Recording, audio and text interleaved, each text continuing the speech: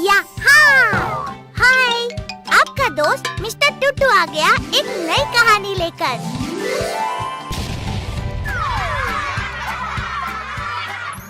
सरन नगर नाम के एक शहर में हरप्रीत नाम का एक आदमी रहता था। हरप्रीत एक कपड़ा व्यापारी था जिसकी शहर की सबसे जानी मानी बाजार गुमटी बाजार में दुकान थी। हरप्रीत के परिवार में उसके पिता सरबजीत, माँ अर्चना, बीवी अंतरा और एक बेटा नवजोत था। भगवान ने हरप्रीत को सारी खुशियां दी थी जो एक साधारण आदमी चाहता है, एक अच्छी बीवी, एक अच्छा कमाई का जरिया और अपनी गाड़ी। लेकिन इन सब के बीच हरप्रीत के पास बस एक चीज की कमी थी और वो था एक अच्छा घर। हरप्रीत ने अपने घर के लिए बहुत पैसा जोड़ कर रखा था, लेकिन इसके बावजूद वो रिहायशी इलाके में घर नहीं ले पा रहा था, जिसका कारण उसकी बीवी के नखरे थे। देखो जी, मेरी एक गल सुन लो। मैं नहीं रहना किसी रिहायशी इलाके में। मैनू तुसी ऐसी जगह घर दिला दो जिसके आसपास खूब मार्केट हो, ताकि मैं रोज आराम से शॉपिंग करने जा सकूं। तुसी सुन रहे हो कि नहीं? अरे हाँ मेरी चंगेज खान, तुहाडी सब गल्ला मैं समझ गया। अरे ओ अंतु, एक बारी मेरी गल भी सुन ले। बोलिए जी, क्या बोलना है? मैं क्या कह रहा सी कि अभी के लिए किसी रिहायशी इलाके में घर ले लेते हैं, है जी। बाद में आपके मार्केट के पास का घर मैनू जब मिलेगा तो उसे भी खरीद लिया जाएगा। बहुत सुन ली आपकी गल, अब तुसी मेरी सुनो। मैनू नहीं रहना उन बड़े घर की औरतों के बीच। तुसी घर लोगे तो मार्केट के आसपास ही लोगे, नहीं तो मैनू यहीं सड़ना है, पर उस रिहायशी इलाके में रहने नहीं जाना। अपनी बीवी की जिद के आगे हरप्रीत को भी हार माननी पड़ी। हरप्रीत को उदास देखकर उसके पिता सब समझ गए। तू उदास क्यों है पुत्र? अब जब बहू का इतना मन है तो देख लेना मार्केट के आसपास कोई घर। बहू घर की लक्ष्मी होती है, उसकी भी बात सुन ले। जी पापा जी, मैं देखता हूँ। अपनी बीवी के कहे मुताबिक हरप्रीत ने शहर में मार्केट के आसपास घर देखना शुरू कर दिया, लेकिन वही हुआ जिसका हरप्रीत को सबसे ज्यादा डर था। असल में शहर में हर बड़े बाजार के आसपास कोई भी घर बिकने वाला नहीं था। जितने भी घर बिकने वाले थे वो सब पहले ही बिक चुके थे। हार मानकर हरप्रीत फिर अंतरा के पास गया। अंतु, उसे मेरी बात तो समझने की कोशिश करो। मैंने हर बड़ी मार्केट के आसपास मकान छान मारे, मैंने कोई भी ऐसा मकान नहीं मिला जो बिकने लायक हो। मेरी बात मान, अभी के लिए रिहायशी इलाके में घर ले लेते हैं। लेकिन अंतरा को लगा कि हरप्रीत घर ना लेने के लिए उससे तरह तरह के बहाने बना रहा है, इसलिए अंतरा गुस्सा हो गई और बिना कुछ कहे अपने कमरे में चली गई। हरप्रीत को समझ नहीं आ रहा था कि अब वो करे भी तो क्या करे। खैर, हरप्रीत को अपनी दुकान पर भी जाना था, इसलिए घर की चिंता में डूबा अपनी दुकान पर पहुंचा। अपने नौकर को बुलाकर उसने हिसाब की देखरेख की और नए माल का ऑर्डर दे दिया। या जी, क्या हुआ? आज मूड कुछ ऑफ सा लग रहा है। अरे तेनू की बताऊं, मेरी बीवी को ना शहर के रिहायशी इलाके की जगह किसी बड़े मार्केट के आसपास घर लेना है। अब उसे कैसे समझाऊं कि मार्केट के आसपास कोई घर है ही नहीं बिकने के लिए। अरे बस भैया जी, इतनी सी बात। अरे इस काम के लिए तो मुझे याद किया होता। अच्छा, तू क्या कोई मकान जेब में लेके घूम रहा है क्या?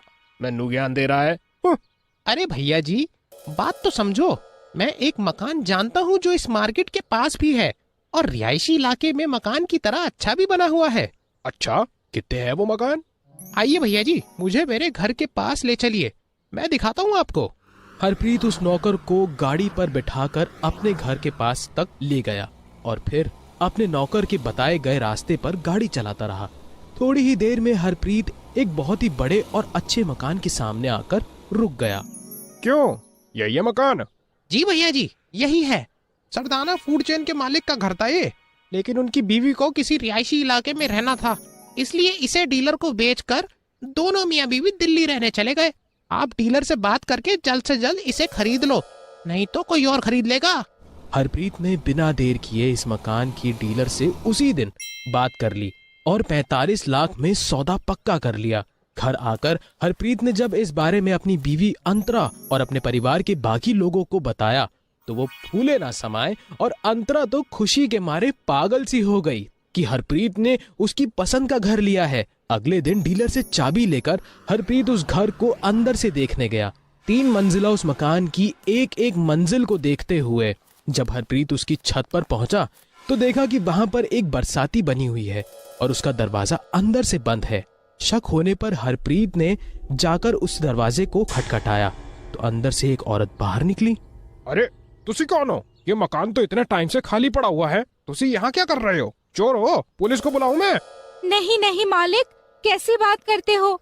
मैं सरदाना साहब की नौकरानी हूँ। उनके जाने के बाद कहीं रहने का ठिकाना नहीं था, इसीलिए इसी बरसात में इतने दिनों से गुमनामी में रह रही हूँ। आप कहिए तो मैं मुफ्त में आपके लिए काम कर दूंगी, लेकिन मुझे यहाँ बरसाती से मत निकालिए। ठीक है, लेकिन अच्छे से काम करना, नहीं तो तुरंत यहाँ से निकाल दूंगा। ये कहकर हरप्रीत वहां से चला गया। कुछ ही दिनों में अपने पूरे परिवार के साथ हरप्रीत उस मकान में शिफ्ट हो गया। हरप्रीत ने उस नौकरानी को भी घर के सभी सदस्यों से मिलवाया। हरप्रीत फिर से चैन की जिंदगी जीने लगा क्योंकि बीवी बहुत खुश थी, क्योंकि एक तो उसे मनपसंद मकान मिल गया था, दूसरा इतना सारा काम करने वाली नौकरानी मिल गई थी। हरप्रीत का पूरा परिवार उस नौकरानी से बहुत खुश था। बस एक बात थी कि वो हमेशा नीला कुर्ता पहने ही रहती थी, लेकिन किसी के पहनावे में बोलना सही ना समझकर हरप्रीत ने उसे कुछ नहीं कहा। एक बार हरप्रीत दुकान में अपने नौकर के साथ बैठा हुआ हिसाब किताब कर रहा था। यार तेनू मैंने पहले ये नहीं बताया था कि उस मकान में पहले सरदाना की कोई नौकरानी रहती थी। कौन सी नौकरानी भैया जी? अरे छोड़ो, तेनू कुछ पता ही कहाँ है। वो चुपके से ऊपर की बरसाती में जो रहती है। लेकिन जो कहो भाई, है बड़ी मेहनती औरत। यानी आसपास वाले पड़ोसियों की अफवाहें सच थी? भैया जी, क्या वो नौकरानी नीला कुर्ता हमेशा पहने रहती है? हाँ, क्यों? तुझे कैसे पता? अरे मालिक, वो नौकरानी नहीं, चुड़ैल है। मुझे नहीं पता था कि लोगों की अफवाहें सच है। चुड़ैल? क्या बकवास कर रहा है तू?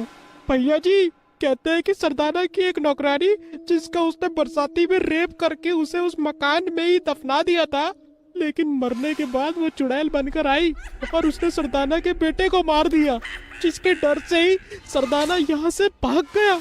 मुझे नहीं पता था कि लोगों की कहानियां सच है, इसलिए मैंने आपको इस बारे में नहीं बताया। नालायक, तू मुझे अब बता रहे है?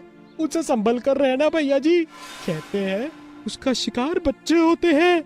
इस रात हरप्रीत घर तो गया, लेकिन उसे नींद नहीं आई। आधी रात होने पर जब हरप्रीत फिर से सोने की कोशिश करने लगा कि तभी उसे अपने बेटे नवजोत के चिल्लाने की आवाज आई। भागता भागता जब वो उसके कमरे में पहुंचा तो पाया कि वो नौकरानी अपने चुड़ैल के रूप में उसके बेटे का गला दबा रही थी। आनन फानन में हरप्रीत ने अपने फर्श में लगी बाहर गुरुजी की फोटो निकाली और उस चुड़ैल के सर पर चिपका दी। अचानक उस फोटो से एक चमक उठी, उससे वो नौकरानी जलकर खाक हो गई। हरप्रीत ने बेटे को अपने गले से लगा लिया। उस दिन के बाद हरप्रीत ने उस घर की शुद्धि और उस नौकरानी की मुक्ति के लिए पूजा करवाई और खुशी खुशी फिर से अपने परिवार के साथ रहने लगा। ओह, मैं तो बताना भूल ही गया। ये कहानी आपको अच्छी लगी तो वीडियो को लाइक, कमेंट और शेयर कर दो। अच्छा, फिर आऊँगा एक नई कहानी के साथ।